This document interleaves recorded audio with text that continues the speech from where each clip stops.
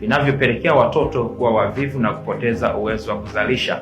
Jambo la kwanza ni kuwafundisha kutumia pesa kabla ya kuzizalisha. Kwenye makuzi tunasema ya kwamba ni mpaka mtoto atakapoanza kujifunza kuzalisha pesa ndipo anaweza kujifunza kuzitumia. Asipojifunza kuzalisha kwanza kabla ya kutumia, ni vigumu sana huyu mtoto kuweza kutumia. Mara nyingi sana huwa tunawapatia watoto fedha kabla ya kuwaelekeza namna ya kuzitumia.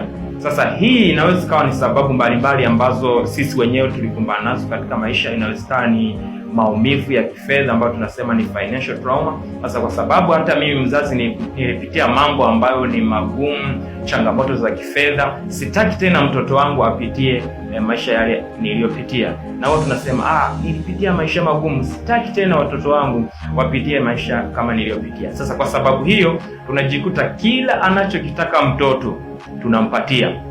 Sasa hiyo inaumiza uwezo wake wa kufanya kazi, kwa uwezo wa kutafuta unapungua.